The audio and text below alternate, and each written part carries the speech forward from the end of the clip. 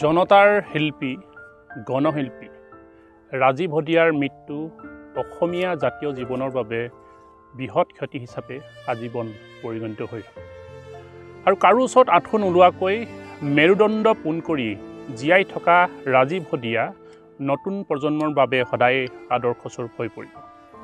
আৰু আজি আমি এই পবিত্ৰ ক্ষণত আজি শিল্পী দিৱসত টাইপাৰ তৰফৰ পৰা কেন্দ্ৰীয় সমিতিৰ পৰা দুটামান ঘোষণা কৰিব বিচাৰিছোঁ। আৰু এই প্ৰথম ঘোষণাটোৱে হ'ল আমাৰ হদিয়া মহকুমাই অনুষ্ঠিত কৰি অহা কেন্দ্ৰীয় চাউলুং চুকাফাক ফুটবল টুৰ্ণামেণ্টৰ যি চূড়ান্ত খেল আয়োজন কৰিব অহা বৰ্ষত, আৰু সেই দিনটোতেই আমি গণশিল্পী ৰাজীৱ হদিয়াৰ নামত বিশেষ জাতি মাটিক ভালপোৱা সাংস্কৃতিক কৰ্মী তথা বিশেষ জাতি মাটিক ভালপোৱা এজন সামাজিক কৰ্মী প্ৰয়াত ৰাজীৱ হদিয়াৰ নামত আমি এটি বঁটা দিয়া হ'ব, বঁটা আমি ঘোষণা কৰিছোঁ।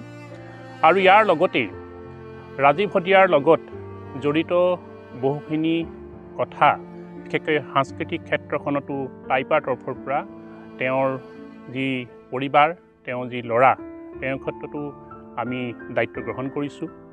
আৰু চৰকাৰকো আমি দাবী জনাব বিচাৰিছোঁ যে গণশিল্পী ৰাজীৱ হদিয়াৰ নামত এটি সাংস্কৃতিক প্ৰকল্প, এটি প্ৰতিমূৰ্তি আৰু এখনি উদ্যান হিচাপে তেওঁ যাতে চৰকাৰে ভাবে। গতিকে পুনৰবাৰ কওঁ একেটাই কথা যে শিল্পী সকলো হ'ব নোৱাৰে, গায়ক হ'ব পাৰে।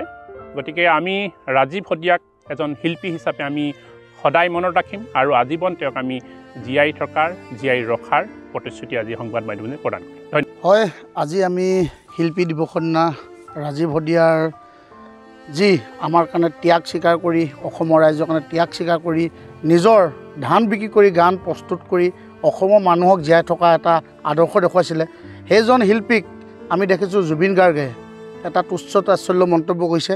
আমি পোনপ্ৰথমতে টাই আহোম যুৱ পৰিষদৰ তৰফৰ পৰা জুবিন গাৰ্গক ধিক্কাৰ আৰু গৰিহণা যোগাইছোঁ। এটা কথা স্পষ্ট, জুবিন গাৰ্গে মদৰ মতলীয়া হৈ কিছুমান কথা কয়। এই কথাবোৰে তেওঁ এটা কথা স্পষ্ট কৈছে, তেওঁ কিন্তু আজি শিল্পী হৈ পোৱা নাই, এজন গায়ক হৈ আছে।